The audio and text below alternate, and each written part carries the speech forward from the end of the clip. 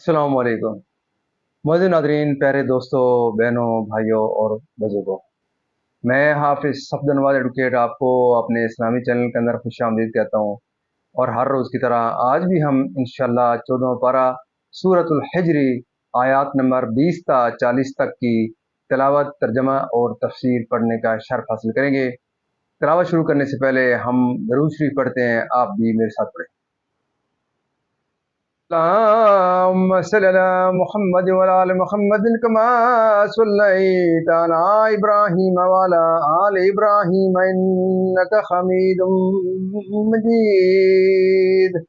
अल्लाहुम्मा बारिक अला मुहम्मद व अला आलि मुहम्मदिन कमा बारकता अला इब्राहीम व अला आलि इब्राहीम इन्नका हमीदुम मजीद।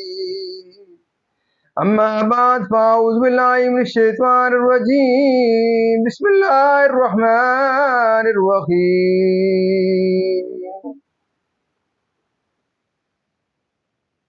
जअलना लकुम फ़ीहा माईशा व मन लस्तुम लहू बिराज़िकीन। वइन मिन शयइन इल्ला इंदना खज़ाइनुहु वमा नुनज़्ज़िलुहु इल्ला बिक़दरिन मालूम।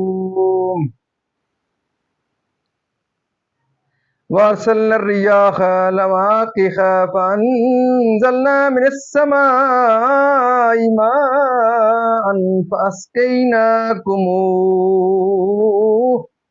वमा अंतुम लहू बिखाज़िनीन। वइन्ना लनहनु नुहयी व नुमीतु व नहनुल वारिसून। वलक़द अलिमनल मुस्तक़दिमीन मिनकुम वलक़द अलिमनल मुस्तअख़िरीन।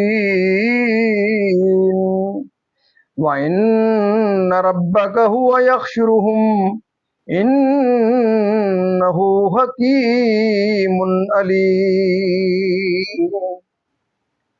वलक़द खलक़नल इंसान मिन सल्सालिम मिन हमइन मस्नून। वल जान्न खलक़नाहु मिन क़ब्लु मिन नारिस समूम। वइज़ क़ाल रब्बुका लिल मलाइकति इन्नी ख़ालिक़ुम बशरम मिन सल्सालिम मिन हमइन मस्नून।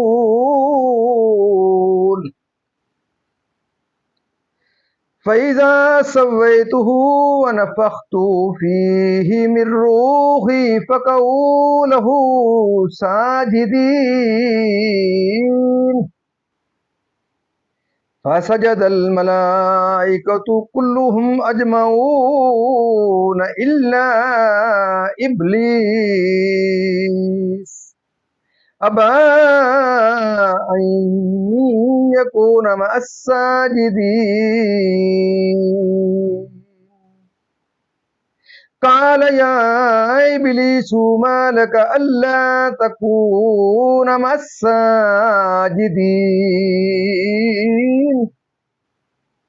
क़ाल लम अकुल लिअस्जुद लिबशरिन खलक़तहु मिन सल्सालिम मिन हमइन मस्नून।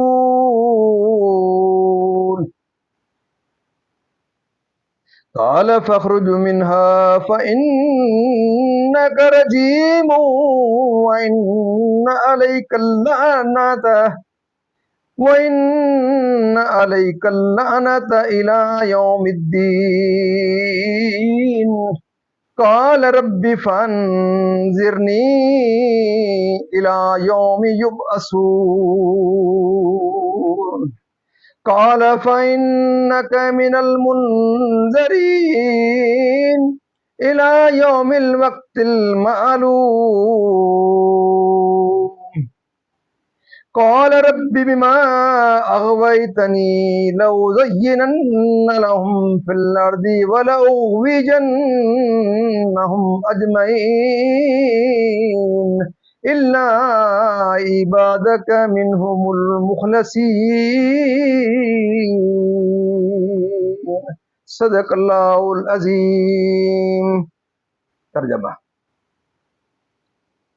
اور تمہارے لیے اس میں روزیاں کر دی اور وہ کر دیے جنہیں تم رزق نہیں دیتے، اور کوئی چیز نہیں جس کے ہمارے پاس خزانے نہ ہوں، اور ہم اسے نہیں اتارتے مگر ایک معلوم انداز سے، اور ہم نے ہوائیں بھیجی بادلوں کو بار ورق کرنے والیاں، تو ہم نے آسمان سے پانی اتارا، پھر وہ تمہیں پینے کو دیا، اور تم کچھ اس کے خزانچی نہیں، اور بے شک ہم ہی جلائیں اور ہم ہی ماریں اور ہم ہی وارث ہیں، اور بے شک ہمیں معلوم ہے جو تم میں آگے بڑھے، اور بے شک ہمیں معلوم ہے تم میں پیچھے رہے، اور بے شک تمہارا رب ہی انہیں قیامت میں اٹھائے گا، بے شک وہی علم و حکمت والا ہے، اور بے شک ہم نے آدمی کو بچتی ہوئی مٹی سے بنایا جو اصل میں ایک سیاہ بودار گارا تھا، اور جن کو اس سے پہلے بنایا بے دھوئیں کی آگ سے، اور یاد کرو جب تمہارے رب نے فرشتوں سے فرمایا کہ میں آدمی کو بنانے والا ہوں بچتی مٹی سے جو بدبودار سیاہ گارے سے ہے، تو جب میں اسے ٹھیک کر لوں اور اس میں اپنی طرف کی خاص معزز روح پھونک دوں تو اس کے لیے سجدے میں گر پڑنا۔ تو جتنے فرشتے تھے سب کے سب سجدے میں گرے سوا ابلیس کے، اس نے سجدے والوں کا ساتھ نہ مانا۔ فرمایا اے ابلیس تجھے کیا ہوا کہ سجدہ کرنے والوں سے الگ رہا؟ بولا مجھے زیبا نہیں کہ بشر کو سجدہ کروں جسے تو نے بجتی مٹی سے بنایا جو سیاہ بودار گارے سے تھی۔ فرمایا تو جنت سے نکل جا کہ تو مردود ہے، اور بے شک قیامت تک تجھ پر لعنت ہے۔ بولا اے میرے رب تو مجھے مہلت دے اس دن تک کہ وہ اٹھائے جائیں۔ فرمایا تو ان میں سے ہے جن کو اس معلوم وقت کے دن تک مہلت ہے۔ بولا اے رب میرے قسم اس کی کہ تو نے مجھے گمراہ کیا، میں انہیں زمین میں غلاوے دوں گا، اور ضرور میں ان سب کو بے راہ کروں گا مگر جو ان میں تیرے چنے ہوئے بندے ہیں۔ ناظرین یہاں تک اس کا ترجمہ اختتام پذیر ہوا، اب اس کی تفسیر تسلسل سے۔ آندھی، غلام، چپائے اور خدام وغیرہ۔ خزانے ہونے عبارت ہے اقتدار و اختیار سے، معنی یہ ہے کہ ہم ہر چیز کے پیدا کرنے پر قادر ہیں جتنی چاہیں، اور جو اندازہ متقاضائے حکمت ہو، جو آبادیوں کو پانی سے بھرتی اور سیراب کرتی ہیں کہ پانی تمہارے اختیار میں ہو، باوجود یہ کہ تمہیں اس کی حاجت ہے، اس میں اللہ تعالیٰ کی قدرت اور بندوں کے عجز پر دلالات عظیمہ ہیں۔ یعنی تمام خلق فنا ہونے والی ہے اور ہم ہی باقی رہنے والے ہیں، اور مدعی ملک کی ملک ضائع ہو جائے گی اور سب مالکوں کا مالک باقی رہے گا۔ یعنی پہلی امتیں اور امت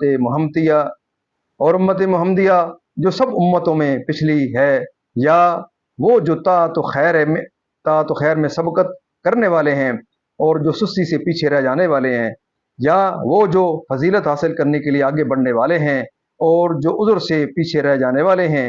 شان نزول حضرت ابن عباس رضی اللہ تعالیٰ عنہما سے مروی ہے کہ نبی کریم صلی اللہ علیہ وسلم نے جماعت نماز کی صف اول کے فضائل بیان فرمائے تو صحابہ صف اول حاصل کرنے میں نہایت کوشاں ہوئے اور ان کا اجدہام ہونے لگا، اور جن حضرات کے مکان مسجد شریف سے دور تھے وہ اپنے مکان بیچ کر قریب مکان خریدنے پر آمادہ ہو گئے تاکہ صف اول میں جگہ ملنے سے کبھی معروم نہ ہوں۔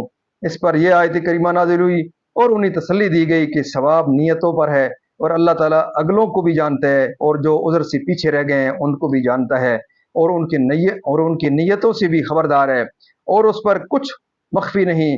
جس حال پر وہ مرے ہوں گے، یعنی حضرت آدم علیہ السلام کو سوکھی اللہ تعالیٰ نے جب حضرت آدم علیہ السلام کو